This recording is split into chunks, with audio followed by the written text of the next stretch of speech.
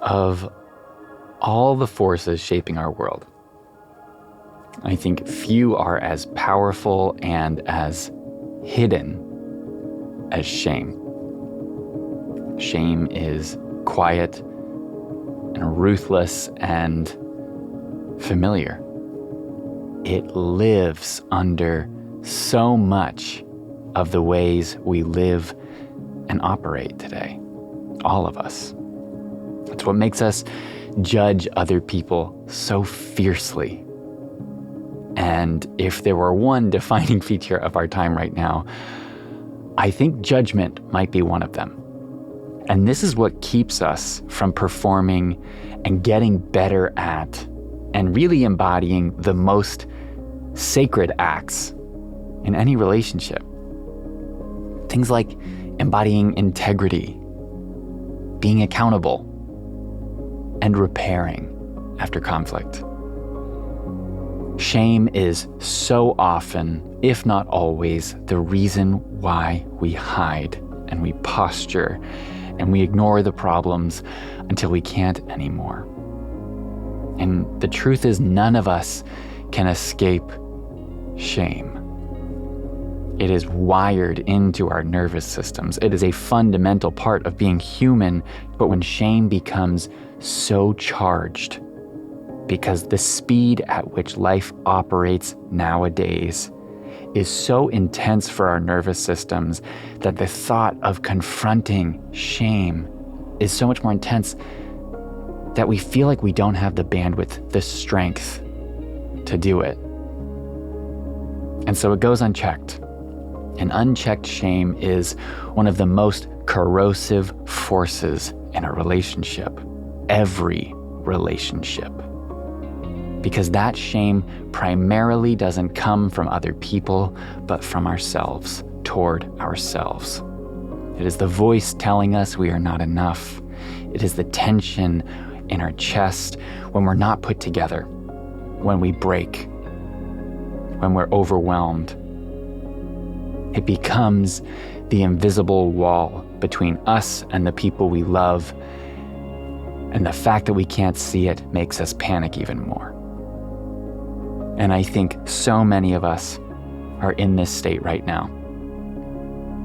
And in this episode, I want to talk about confronting shame, getting curious around shame in a way that transforms shame into awe and wonder and a whole lot more appreciation for all of what exists inside of you.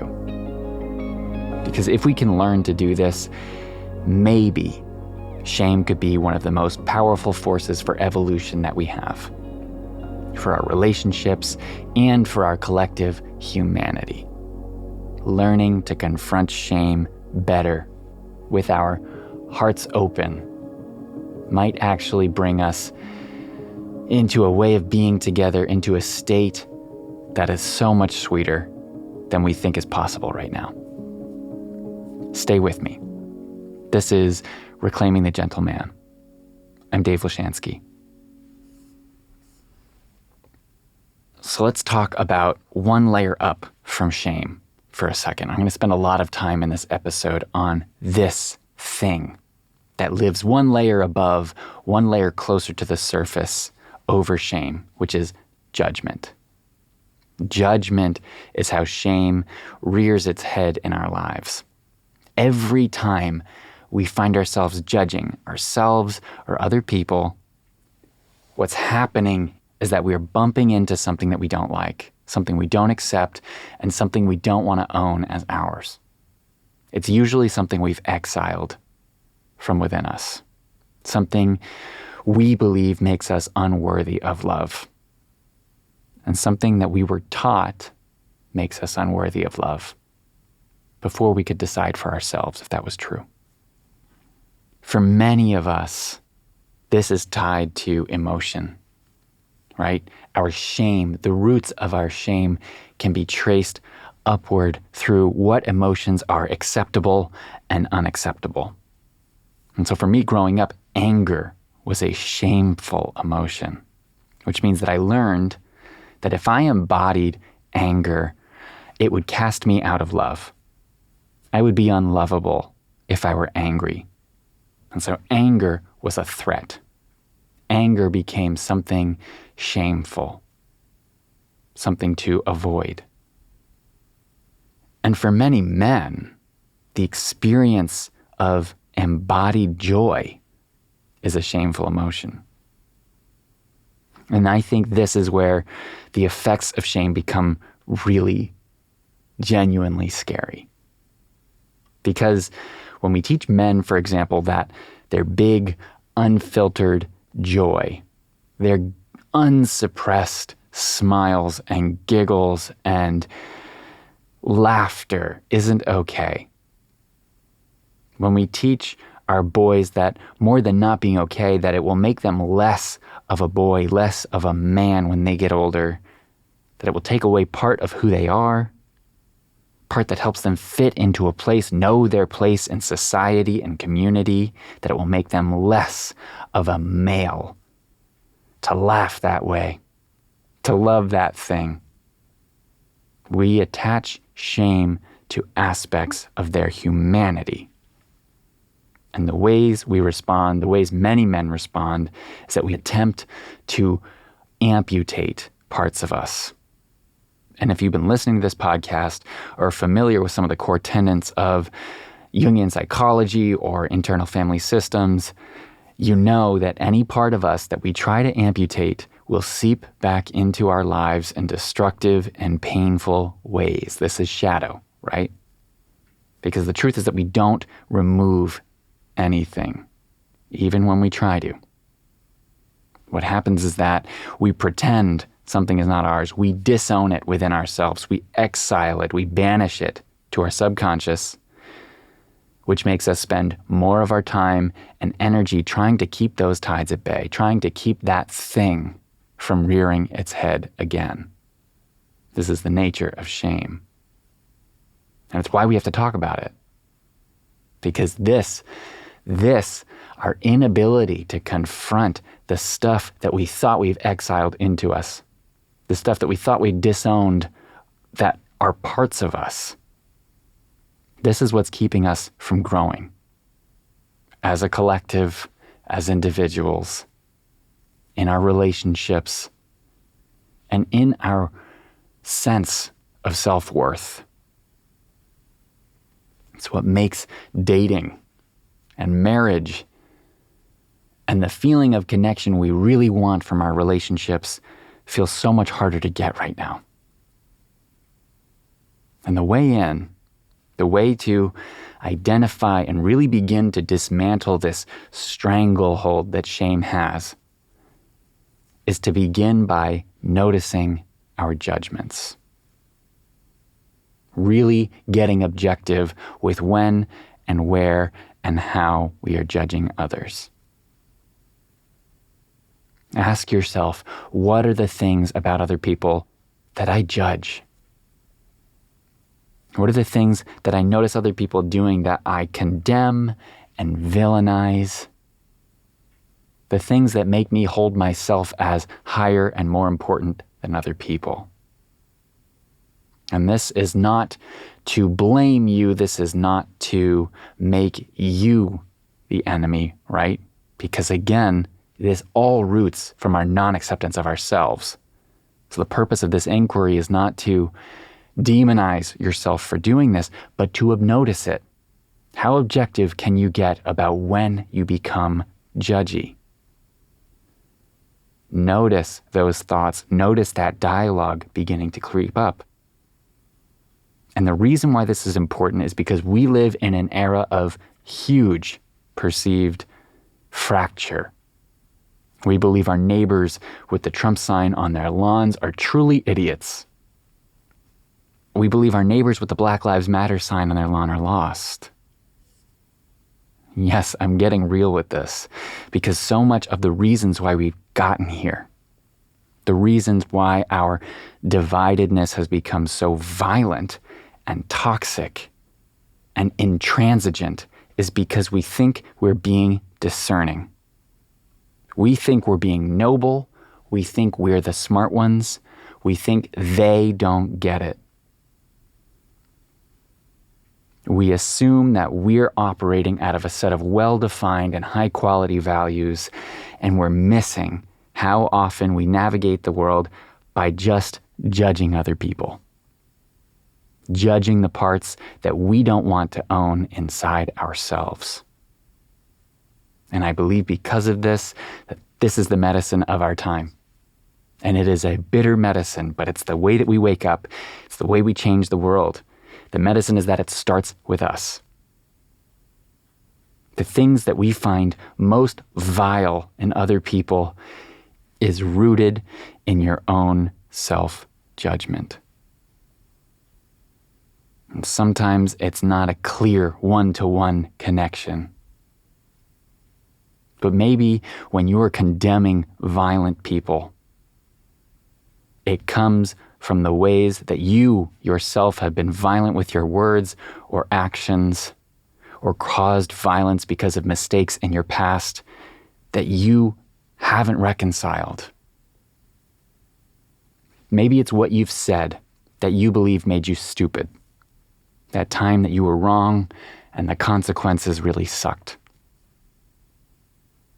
Without getting too drawn into this, I think it's important that if I'm losing you, if you're noticing yourself starting to argue with me, struggling to come up with ways what you notice outside of you is a reflection of what's happening inside of you, start right there. Start with whatever those justifications that are coming through for who really deserves your judgment and why you're right about it. And the reason I can say this is because your judgment is not the same as your discernment. Judgment is always beneficially replaced by discernment. And the difference is that judgment is the fast track. Judgment allows you to stay asleep, to make decisions without your integrity, to just throw a decision into a bucket of values and assume that you're in alignment. Where discernment requires your self-knowledge. Discernment requires you to take action. Judgment helps you choose faster, but never better. It is not serving your relationships, your sense of connection, the feeling of aliveness and wholeness that you want is being blocked by your judgment. But you can learn about it. You can learn to be in relationship with this judging part of you. And the more you learn to slow down and see it when it starts to engage, notice the ways it operates and what gets it excited, what activates it, the more you're going to come to see yourself more objectively and wholly, which will make navigating your life and your relationships and your dreams so much easier. Because the judging part of you exiles things that your nervous system is not comfortable with. Things like big joy. Things like big conflict, or anger, or sensuality, or sexuality. But if instead of exiling these things from our consciousness, instead of judging them when we see them show up, instead of having really tight lines about what we accept and what is wrong and bad, and assuming that we're right, if we slow down, if we notice those quick thoughts, the judgments that come through, if we start to notice how we disown and dislike whatever it is that sets us off in the world around us, and really look at what's happening inside of us, we will gain the ability to transform that judgment into discernment. That is the way through. Because maybe my neighbor with the political sign that I don't like isn't a bad person. Maybe we just disagree. Maybe we see things differently. Maybe we've had such different life experiences that a conversation with them might help me learn more about their humanity. And when we start to do that, what opens up for us? Dialogue, community, productive conflict, maybe. More than anything, the ability to be in a relationship. This is the most painful consequence of our inability to confront shame and judgment, is that our relationships become this perverted thing about having to agree on everything. We put so much weight into mismatched values, mismatched views on things. We put so much weight into all of the conversation we create inside about what it means about our partner, that they see the world this way, that they fold their laundry like this way, that they treat their house like this way, that they drive their car like this, that they talk to their mother like this, that they said that thing to you with that tone of voice. It seeps into every crevice if we don't pay attention to our judgments. If we don't try to strike at the root of our shame. Because maybe instead of judging my partner for not doing enough for me, maybe instead of calling them selfish, I can learn to ask for what I want. I can see the ways I've judged other people who ask for what they want, who my judgment tells me seem to ask for too much. And do some inquiry there, and do some learning there about where I learned that it wasn't okay to ask for what I need, to ask for what I want. Maybe being in relationship with this person is the best way that I can learn to do that. But I will have to confront my judgments in order to get there. Because when I can learn to ask for what I want, I can discern whether the person that I'm with is actually someone that wants to give it to me. Someone I want to receive those wants and needs from. If we're not making a decision from there, we're not making a decision that honors our values. We're simply making decisions based on judgments, based on avoiding our shame. What happens when I do the work to investigate my judgments, to investigate my shame and my stories about what is good and worthy of love, what I believe makes me unworthy of love or a good person or a good partner? When I do that inner inquiry, then I can discern whether the person I'm with is able to receive the feedback, if they want to receive the feedback, if they care about what feels right to me. By judging people around us, we allow ourselves to live in this false world that our judgments create, where we think we know everything, but we're just allowing ourselves to stay safe and hidden when we really want to be seen and loved.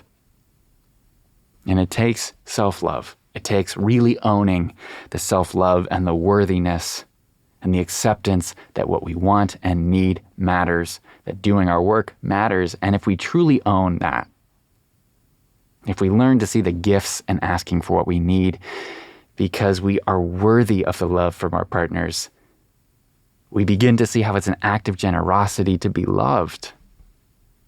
Right? This is the magic of relationships, that loving is a gift that extends in all directions.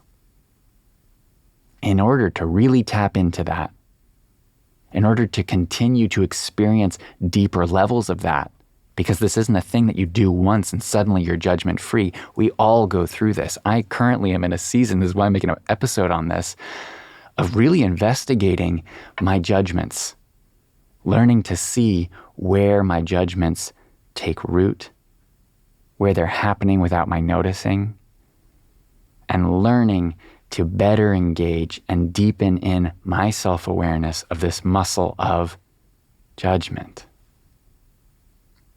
And so I want to give you a simple exercise to really enact this work in your own life too. So the next time you notice judgment coming through in your thoughts or your words, I want you to pause. Just pause. Take a breath. If you're talking, literally stop talking for a second and check in with yourself.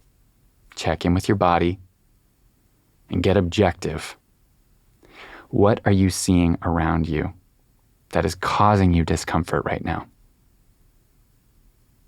Just notice what the thing is that is creating a judgmental response in you. Just take note of that. And when you have time and space, start to do some reflection, maybe journaling, maybe just meditation on what part of you have you judged or disavowed that got triggered in that moment. What are you seeing reflected back to you that lives inside of you that you've either forgotten or neglected or misunderstood? What is the part of you you've exiled that you are now confronting in a way that is making you uncomfortable? This is the inquiry where transformation begins. And here's the magic. When you meet your shame with curiosity, when you meet your judgments with this curiosity, with genuine curiosity, instead of criticizing yourself or feeling guilty for doing this, if you can find curiosity there, if you can really investigate and be open, see yourself being reflected back by the world around you, you start to see that the parts that you've hidden, the parts that you've exiled, the parts you don't want to believe are yours, are not even your enemies. And when you can do that, you can start to behold all of what lives inside of you, the totality of you, you and your wholeness as a perfectly imperfect universe. You create space for wonder. And the beauty is when you can start to see the things that you don't like, the things that you have believed are bad or wrong about yourself, you can really witness those inside of you. What it means is that you are getting a message. It's a sign that you are ready to evolve. You are ready to step into a new version of yourself that is more capable of loving and growing into the life you want. When you really recognize the things that set you off as yours, you allow the evolution to take place. You accept the invitation from the universe that it's time for something new and better. Better ways to spend your time, better ways to use your energies, better relationships to bring out more of you, to show you what love really is, and a better life in general. When you can meet your judgment and shame with curiosity, when you can learn to do this inquiry without guilt, without self-indulgence, you will notice how vast your inner world is.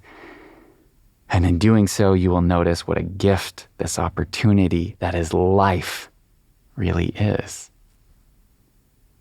Because holding yourself to standards that are self-abusive or unrealistic is not honoring the gift of your life. It's not.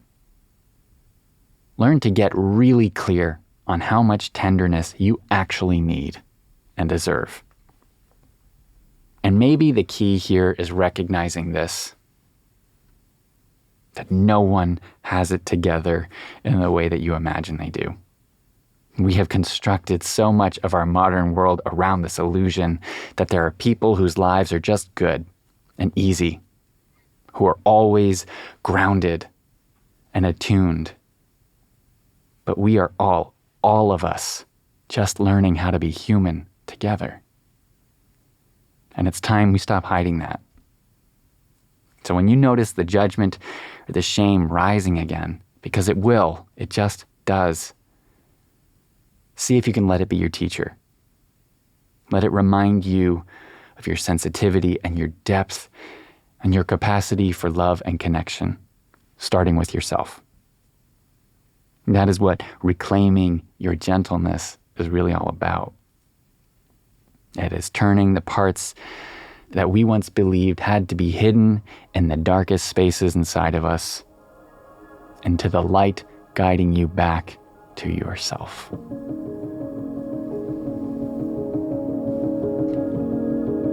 thank you for listening to this episode of Reclaiming the Gentle Man. I have been talking about this workshop for a few months now.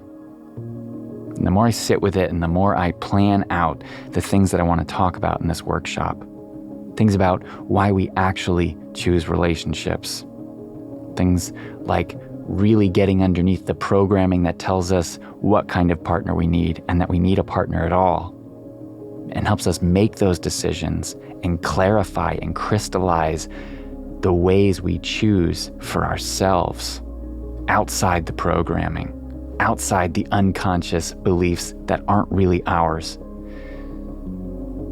The more I do that work of planning this, the more excited about it I get. So I want you to sign up today. Go to davelashansky.com and come along. It's going to be an amazing experience, and I can't wait to share more about it with you as the time comes closer. I'll be holding one in October before my wedding on November 1st, and I'll be holding another one later in the month in November as well. As always, drop me a line if you have thoughts, questions, comments about these episodes, anything that's moved you, questions you have, things that don't sit right or don't make sense to you. I would love to hear your thoughts. As always, this episode was produced by me through my podcast production company, David Benjamin Sound. You can learn more about making a podcast at davidbenjaminsound.com. I wish you growth and great success and satisfaction in whatever you set your heart on. I'll be back in a week.